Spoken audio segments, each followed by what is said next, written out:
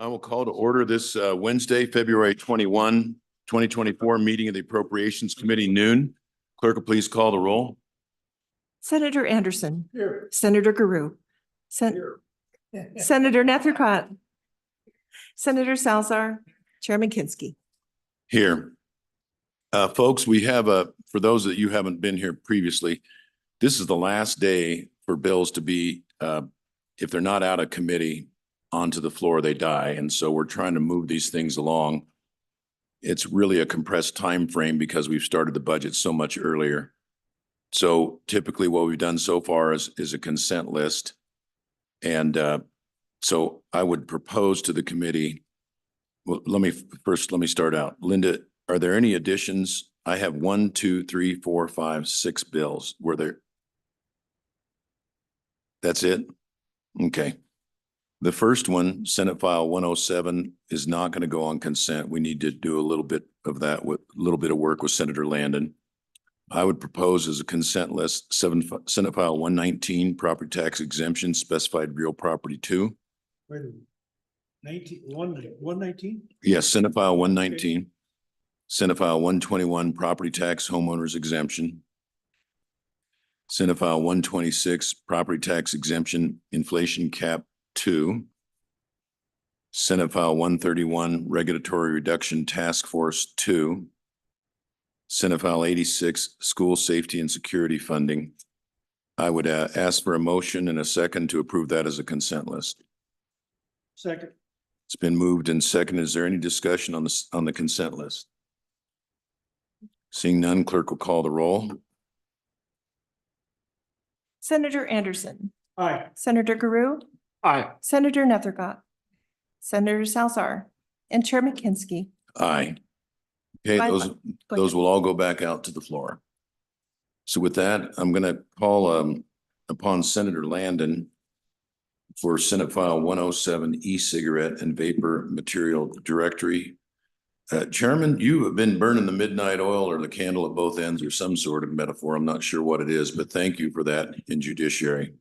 Well, thank you, Mr. Chairman. Appreciate how you're working hard to get these out on the floor and how quickly you've been able to do it. Appreciate you too. A lot of committees doing a lot of work these last 3 days. So how about a quick description of what we're up to here with this bill? Please. Are you ready for that, Mr. Chairman? We are. Senate File 107 really was an effort that I started 3 months ago and ran across the opportunity to maybe stand a bill up that would create an e-cigarette and vapor directory for the state of Wyoming. We had lots and lots of testimony on this bill this morning, but one of the important pieces of testimony that we received was from our Department of Revenue. In order for that inspection to take place and for them to stand this up, they are going to need an IT piece for $362,948. They are better suited to answer any questions you have about that committee than I am, but it is that would allow them to track all of the products that would be on this directory. And the investigatory piece, we are working with them. We're working inside the bill to try to change some dates and set it up to where we don't need additional FTE. And so we're going to work hard on that piece down on the floor to try to avoid having to put another FTE in the Department of Revenue to go out and do the inspection piece. But we do need some hardware and some software. One more time, $362,948. I don't know if you received this, the fiscal note on this bill. Was that provided to you? No, no. Senator Landon, all we have is something that talks about administrative impact, but we don't have anything with $362,000. And then IT, so the department can, maybe the department can join us and tell us which line, which within the agency, which department, which agency and which series. Is it 300, 400? Mr. Chairman, members of the committee, Brett Fanning, I'm the excise tax administrator here at the Wyoming Department of Revenue. So that cost is broken up into two pieces. So for fiscal year 2024, it's basically a third of a full position for the 2024. That's where, along with an IT cost, adds up to the 362,948,000. So for fiscal year 2024, the department is asking for 29,816 in series 100 for the personnel costs. And then for 200, series 200, 10,000 in additional travel costs for us. Now in series 900, it's 323,132 for that one-time IT programming cost. In FY 2024? Correct. Yes, sir, Mr. Can you Chairman. give me that? In 900 series, it's what? $323,132. And that's for the IT programming to get this directory set up so that these manufacturers can actually upload their application to us and we can certify those. All right, we now have the necessary sheet. I can quit trying to write indecipherable notes, so. Thank you, Mr. Chairman. Oh, sorry about that. Okay, and so is it a programming cost? Is it new software? What is it? Mr. Chairman, yes, it is a one-time programming cost. So currently, right now, this is a quote from our third-party IT vendor who is going to set up the submission portal for these manufacturers where they can upload images to us or upload documents. That's a better way to say it. And then actually provide all the documentation necessary to set up this directory and for it to be approved. Okay. So members of the committee, what we're doing here is currently there's not an appropriation. And rather than Senator Landon adding it on the floor and re-referring it to us again, I think the ask is that we go ahead and adopt this as an amendment to the budget. Is that correct, Senator Landon? Mr. Chairman, that's correct. And as I said, we're going to be working with the department as we go and down on the floor to see if we can stand this program up without additional FTE. That IT cost that was just outlined by the administrator is important. So. Okay, thank you. Committee questions, comments? Mr. Chairman. Senator Anderson. Mr. Chairman, where would we put that 362,948? What, I don't see a logical place here in the bill. I was just about to ask you. Yeah. To the best of my best guess is it would go on page 11. After section 2, it would become section 3. And section 3 would become section 4. Oh, Mr. okay. Chairman, I agree. I think, there is appropriated XYZ for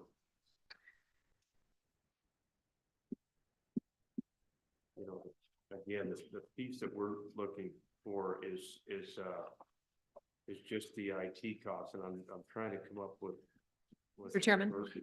Senator Nethercutt. If I may, I think the amendment could simply read, there is appropriated $362,948 to the Department of Revenue or to the department for purposes of administrative costs associated with implementing the program.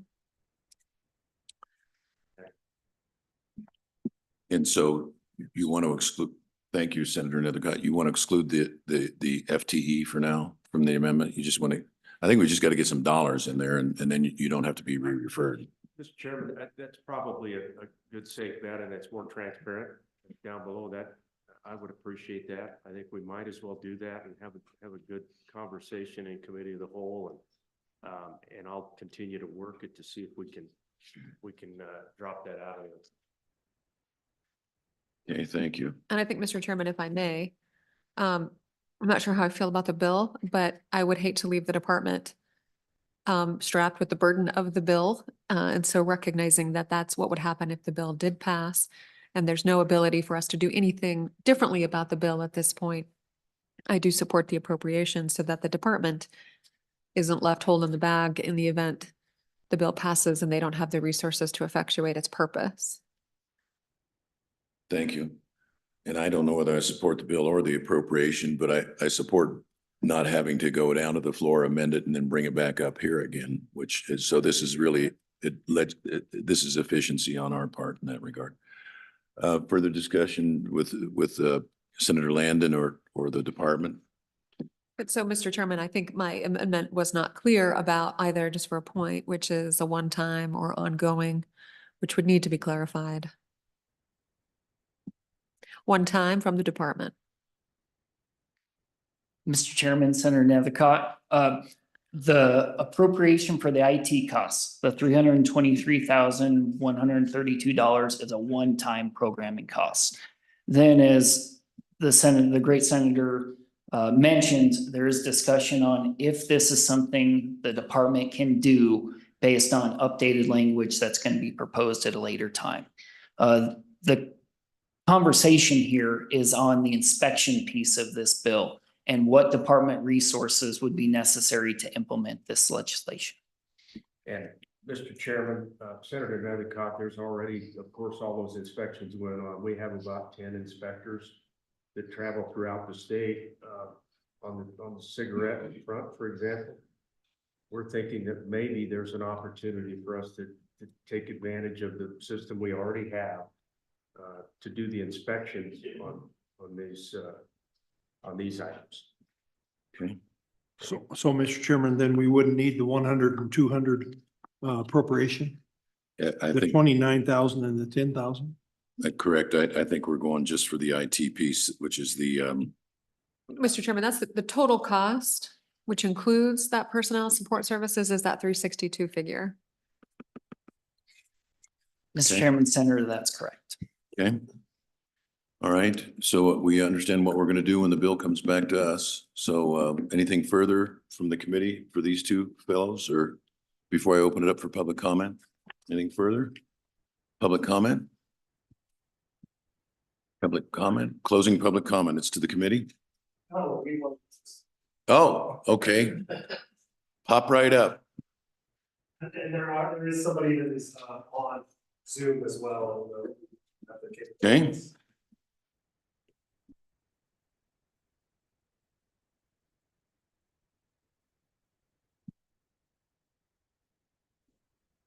And I do want to remind you that our role is purely the appropriation.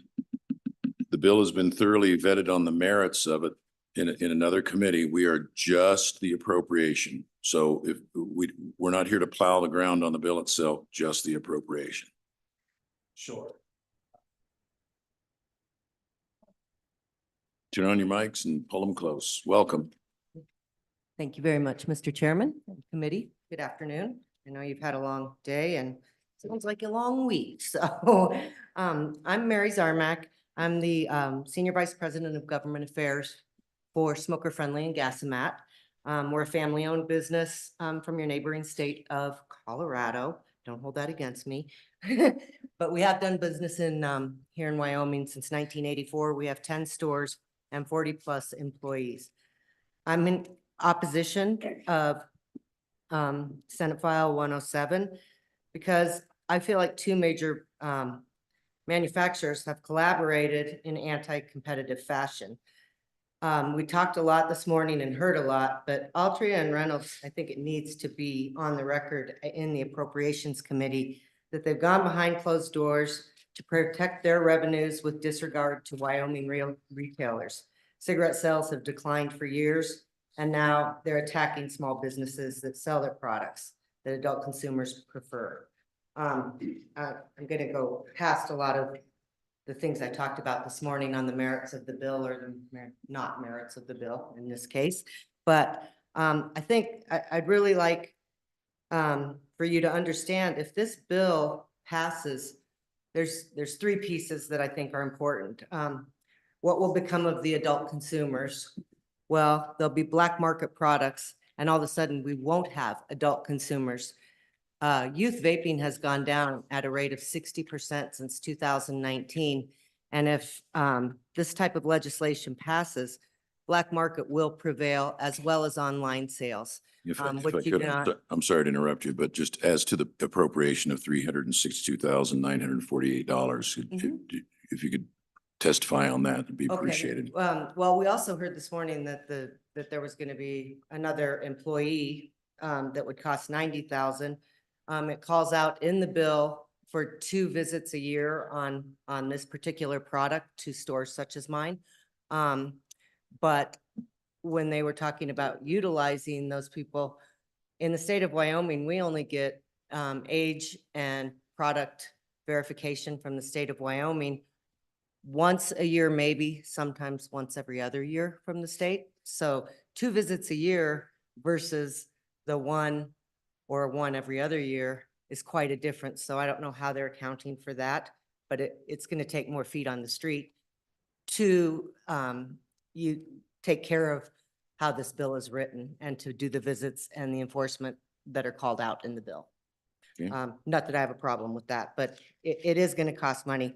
The other thing is that I don't think is brought up in the 300,000 plus is the loss of sales tax, the loss of excise tax on these products because of the loss of sales.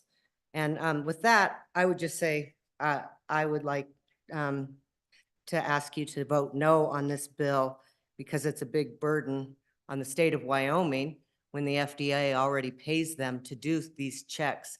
And I think we should let the FDA do their job, and they've already done a lot of the footwork. Okay. I thank you for your time, and I will just pass on to Greg. I appreciate it, Greg. And just so you know, we can vote no on the appropriation, doesn't stop the bill. Of course. We do not have the power to stop the bill substantively. We only talking about appropriations. Thank you for hearing us. My name is Gregory Conley. I'm the Director of Legislative and External Affairs for a trade group of small businesses called the American Vapor Manufacturers Association. I was very pleased to testify earlier in committee where the bill did manage to get out through a 3-2 vote. Also here today with one of the small business owners who, if this bill does go through with or without the appropriation, his business is likely to close and he'll probably have to go on disability since he cannot work a 9 to 5, as he told me. I submitted extensive written testimony to your emails just this morning. I know you were on the floor and certainly did not have the chance to read it, but I hope before this goes to the floor that you might have the chance to peruse that. On the topic of the appropriation, I think it would be better if this was left unfunded as a signal that this program should not be funded, because for all the reasons that I will not get into as the negatives of the bill, but also we have not really considered what is the impact on excise tax collections. Talking to the Department of Revenue, they said that the OTP category, so cigars, smokeless tobacco, and vape, brings in about $7 million per year. Purely spitballing, I would guess at least 1.5 million, if not more, of that money comes from vaping products. And this bill would end up banning over 95% of the vaping products that are sold in Wyoming today. And all the illicit sales that will occur as a result, they're not going to be taxed because illicit market operators don't bother to get tax stamps and tax licenses. Also, as Mary noted, 1 extra employee to go from 1 visit every 2 years to 2 visits per year. I don't think the math checks out. I think there's going to be a lot of additional work, not to mention that there's likely to be criminal justice concerns because you are going to have in Louisiana, before a Louisiana court enjoined this exact same law just last month, we were getting reports. Unfortunately, the court decision came before I could get undercover video of it, but there were trunk sales happening. Tobacco stores were moving their product out to the trunks of their cousin's car. And if someone came in looking for the product, they'd say there. So that brings in criminal justice, that brings in police, that hasn't been discussed in this. So I will just say, regardless of what happens in committee today, I hope you will take seriously the concerns of retailers like the one in the back, the one on Zoom. And thank you very much for hearing us. Thank you. Further public comment?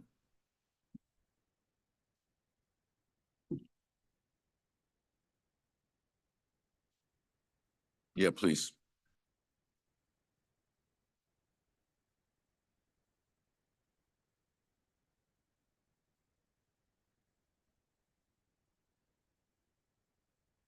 Thank you.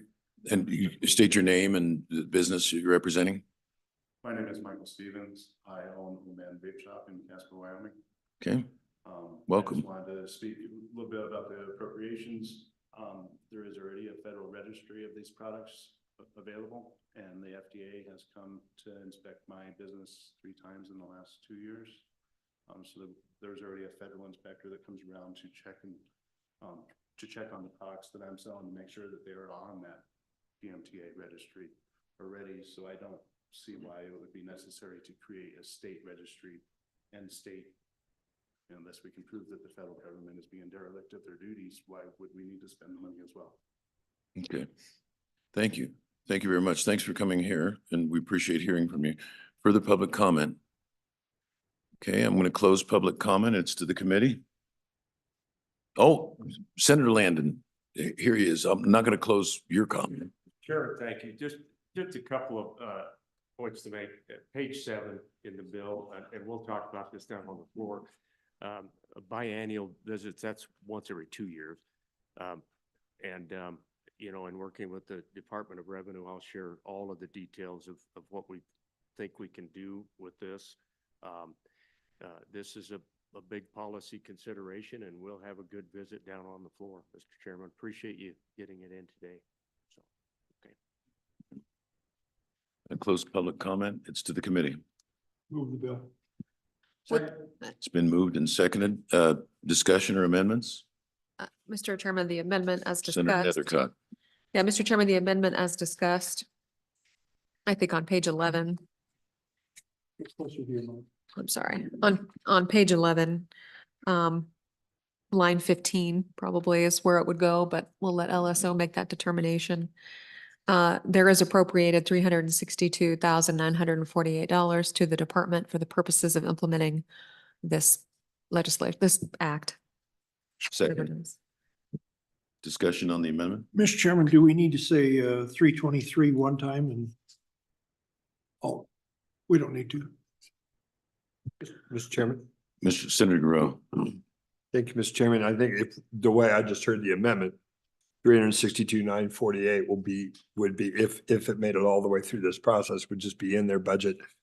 And then they would prepare their annual budget, and then they could ask for it ongoing or not, or whatever. And actually, I just as a comment would say that it might have a chance then to look at, do you need a third of an FTE, a quarter, or a fifth, or a half, or whatever? So they might be able to flush that out a little better. So then we'd see it next year, 10 months from now. Senator Anderson, does that resolve your concern? Follow? Further discussion from the committee on the amendment? Hearing none, all those in favor signify by saying aye. Aye. Opposed, no.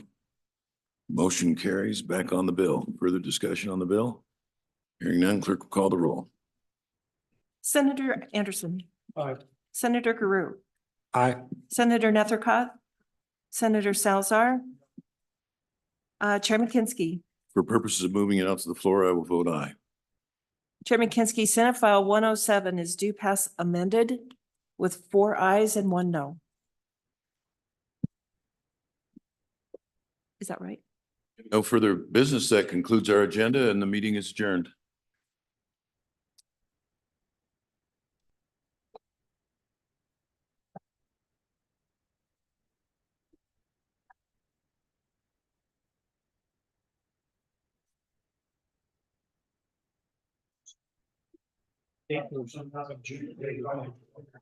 Every time I've ever seen a vapor bomb, they've been injected.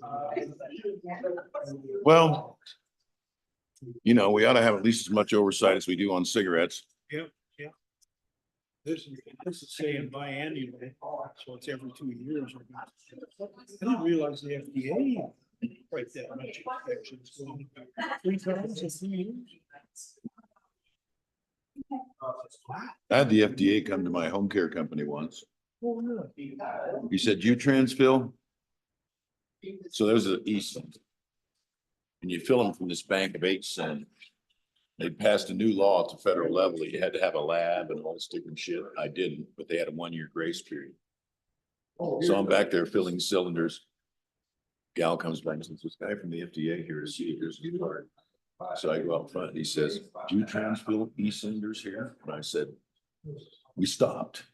Yeah. And he said, "When?" I said, "When did you walk in the door?" Yeah, when you got here. Yeah. So to his credit, you know, he took it in good humor. You know who ratted me out? The guys the oxygen company that sells me the big tanks and rents me the little ones. They wanted me to keep renting the little ones from them and buying the small ones from them. Instead, I just ended up having to get a bunch of equipment